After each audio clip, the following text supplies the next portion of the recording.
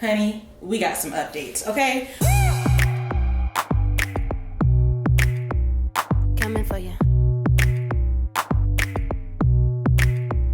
6'4" Balenciaga, all black. Stretch Bugatti and it's sitting on. What's up, you guys? Welcome back to my channel. My name is Precious McDowell, and if you are a returning subscriber, hey girl, hey, it's time to get into this thing. And if you're brand new, go ahead, hit that subscribe button.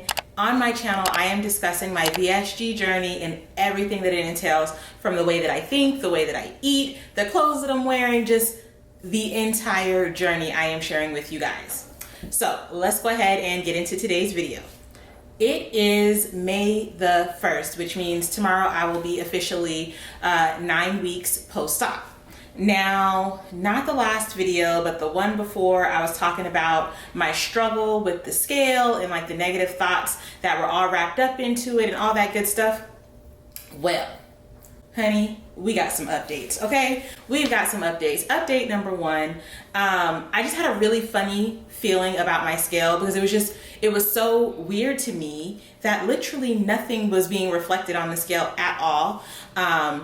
And I had mentioned that I had a different type of scale at my nutrition club than what I have at my house. So I brought the scale from my nutrition club, I brought it home, and since I've brought it home, it has been a completely different experience. Now, before I even get into these results, you guys, I'm just gonna go ahead and say I still stand behind, we only need to get on the scale once a week, if that. So I got on the scale today to give you guys the update from April to May. And that's how I'm gonna do my weigh-ins from now on with you guys. We're just gonna see how we did from 1 month to the next. That way there's not so much focus and so much pressure on the scale, because it really does lead to just a super unhealthy obsession. And again, I'll put the video in the cards where I talked about overcoming the negative thoughts, but it stemmed from low-key being obsessed with the scale. So that's my disclaimer. So I weighed in this morning at 264.2, which is a total of right about 9 pounds for the month and a total of 34 pounds since surgery. So 9 weeks post-op, down 34 pounds, and I feel amazing, you guys. But I'm not gonna focus too much on the 9 pounds. Let's jump into the more deeper results. So as you can see, the scale that I'm using, it's an Omron scale, by the way. I will link it in the description box below if you wanna go ahead and order this scale, because I talked about, the importance of not just counting on the relationship that you have with gravity, right? So if you're looking at my numbers here, you'll see that my BMI has dropped, my body fat percentage has dropped, my muscle mass has gone up. Shout out to being back in the gym. What else? My visceral fat has dropped. And if you guys don't know what visceral fat is, it is the fat that we can't see, that's around our organs, around our veins, things like that. So that has dropped a whole point, which is really, really good. It is hard to get your visceral fat to move. So that hidden fat is going down. And my body age has also gone down another year. So right now, my body is functioning as if I am a very healthy 67-year-old woman. I'm not 67, I'm like 30 years until I'm 67. So there's obviously still a lot of work to do, but I'm so happy because I feel so good. The next set of measurements that we're going to take a look at are my inches. So you guys, I have lost a total of 12 inches, and that is incredible because 4 of those inches came from around my waist. I'm like, what? Like, this is awesome. It feels really good, you guys. Like I said, when we get on the scale and all we see is that number on the scale, we don't know what's going on. Like we say, oh, I'm stalled, or oh, I gained weight, or oh, I lost weight, but we don't know what we really lost. And the goal is, honestly, you want to lose fat, build muscle, and drop inches. Like, you want to just change your entire body composition. So I'm excited about it. I am very excited about this. And here I'm going to insert some pictures from the start of April till this morning. That's another way that I'm documenting the journey. So you guys, I just gave you weight, measurements, pictures, and stats. So these are 4 different ways that you can measure your progress in this journey. And if one of them starts to stall, then there are 3 others that you can look at to still see the results. And the one that only stalls is just your relationship with gravity. But anyway, check out these pictures, you guys. In 1 month, like, what a freaking difference. I am so hyped, and I am so excited to be seeing my body change like this. Like, I even lost 2 inches off my neck. Like, I posted in my Instagram stories last week, when I put my waist trainer on, I was like, oh, you guys are excited to see my waist, but I'm excited to see my neck. And now looking at, you know, these results and these measurements, I'm like, wow, like, I'm really out here doing the thing. And I'm so excited, and I'm so grateful, you guys. I was talking with my husband, and we were on the subject of weight loss and just how people feel and, you know, different things like that. And we got on the topic of how a lot of times when people are overweight and then they lose weight, they start to say, you know, I was depressed and I was miserable. And people don't even realize it, because I can relate. This time last year, I shared this in my stories as well. I shared a picture of myself from May of last year, and then a picture of myself from this time. And in the picture from May of last year, I was smiling, like, you know, I looked happy. And everybody had commented on that picture last year when I posted it, and they're like, oh, you know, you're glowing, you're shining, you're this, you're that. And what nobody knows is, you guys, I was depressed. I was miserable. I was in pain. Like, I was not happy at all. And so to see the difference between what my face looked like last May and what my face looks like now, it's just incredible. And for me, because I know myself, I see the depression that was on my face. I see, you know, what was hiding behind that smile compared to the way I smile now. Like, it's a big difference. And I want to talk about the fact that a lot of times we can be depressed and not even know it. And that's what me and my husband started to talk about. We had conversations where I told him that I didn't feel like myself, you know, and it would be the weirdest things. Like, I would do what I had to do for everybody else. You know, I would clean my house, I would cook dinner, I would make sure that my kids were taken care of, I'd make sure my husband was taken care of, but then I didn't want to take a bath at the end of the day. I just wanted to get in my bed and go to sleep. And I was waking up late, and I'm a morning person, okay, y'all? I am a morning person. Like, I get up on the first alarm and I'm ready to start the day. But there was this period where I got into the habit of snoozing my alarm and, like, dragging myself out of bed and not wanting to get out of bed, not wanting to face my day, which is very unlike me. And so in just having this conversation with my husband and just reflecting back on the space that I was in last year, I said, oh my God, I was depressed. I was depressed, and I didn't even realize it. Like, I was legit just going through the motions of my life, but I was so unhappy in my own skin, but I kept showing up because I had to. Like, I'm a wife, I'm a mother, I'm a business owner. I don't have the option to just check out. I mean, I guess I could, but keeping myself busy is what keeps me going. And I think that if I didn't have, you know, so much on my plate, then it would have been textbook, you know, staying in bed, not getting out of bed, not eating, not doing anything. But I had stuff to do. And I'm bringing this up because we go through life every single day and we interact with people, and we don't notice when people aren't themselves. Like, I was depressed and nobody noticed. I didn't even notice.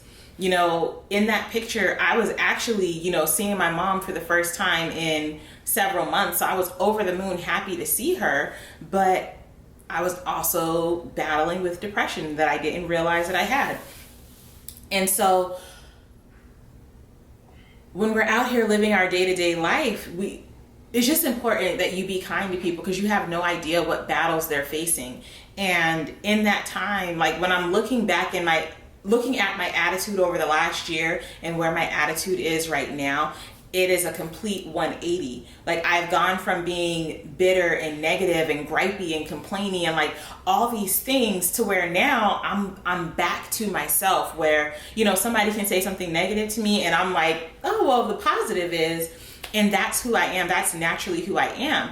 So it's interesting to look back and realize, like, girl, you was going through a whole depression and you didn't even know it. So I am going to challenge you to take inventory of your life, take inventory of your emotions, really pay attention to the way you feel now compared to how you felt before. Whether it's an instance of you felt bad and now you feel better, or you're not noticing it that you felt better and now you feel badly. So I'm just going to challenge you to really evaluate the way that you feel and the way that you're showing up in your life and how you're operating, and just see how it is. See what the difference is. I'm going to stop right there. I'm not going to keep going because I love psychology. I studied psychology before I dropped out of college, but I am not a psychologist. I am not a therapist. I just am fascinated with the way that we operate. But I don't want anybody thinking that I'm offering any type of therapy or anything that's out of my let me just stay in my lane. How about that? I am just staying in my lane. But if you do find that you're depressed, I would strongly encourage you to go seek help from a professional, because depression is real and it should be treated. Okay, so moving on. I just went down a whole rabbit hole with this. All I wanted to do was come on here and tell y'all how excited I was for my new results. Like, I'm so excited. And then the other thing, I want to share this recipe with you guys for these protein balls. So you've seen how I've been eating, and I'm uploading these what I eat in a day and what I eat in a week videos, but you guys, I'm still very much trying to find my flow. I'm still tracking everything through the Lose It app, and it is phenomenal. I'm hitting my protein goals, but I'm also recognizing, I won't call them bad behaviors, but I'm just recognizing areas where I could do better. For example, in my last video, when I was cooking, not thinking about it, I started sauteing my vegetables in butter instead of like a healthier option. So I'm still navigating and making the healthier choices, but there are moments where I slip. So I'm saying that to say I made these protein balls because I wanted to find a way to get more protein in, satisfy my sweet tooth, because that bad boy is back with a vengeance. Okay? I don't know how it is for people that get different procedures, but I know that with the sleeve, honey, your appetite is going to come back and the cravings are going to come back too. And so it's just a matter of figuring out a healthy way to combat them. In the past, I would go to the grocery store and get certain, I don't want to name anything by brand because I'm not bashing it. I'm not bashing anything. I just want to share my journey and my perspective and what I'm trying to do. But I would get packaged treats that were sugar-free. You know, you get a box of them and you can eat it, and it's definitely a better alternative to sugar, but I wanted an even better alternative to that. So these protein balls are amazing. They're 5 ingredients. 5 ingredients. That's it. Just 5 very simple ingredients. They're super easy to make, and I am just going to go ahead and insert the video right here for you guys on how to make the protein balls.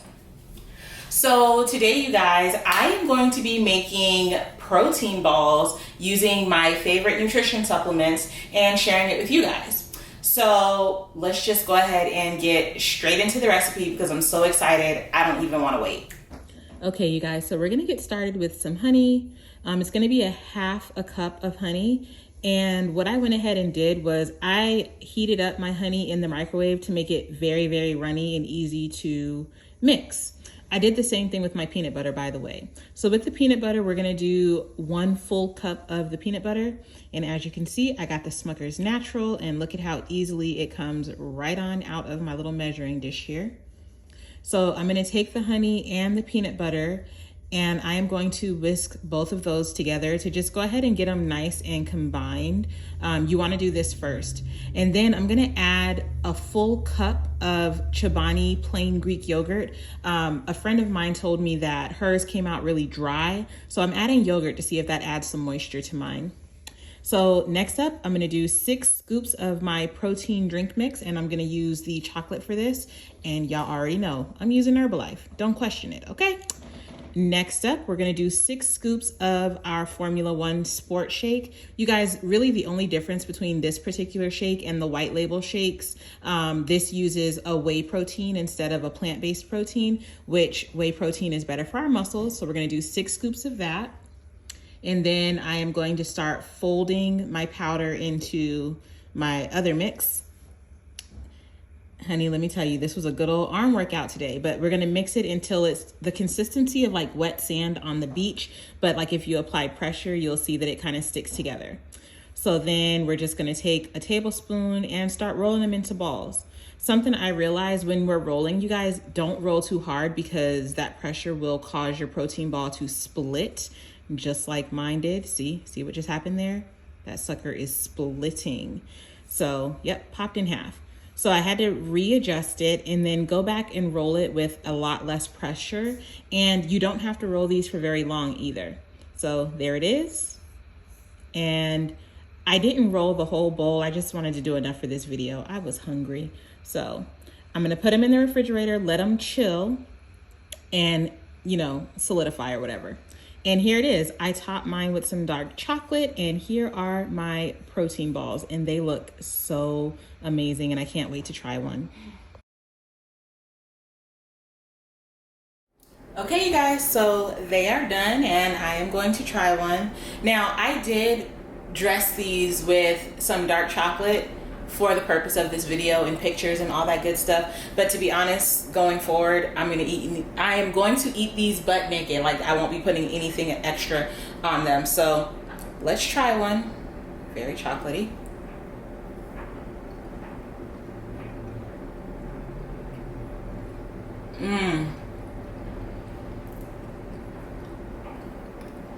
It's like eating a Reese's peanut butter cup.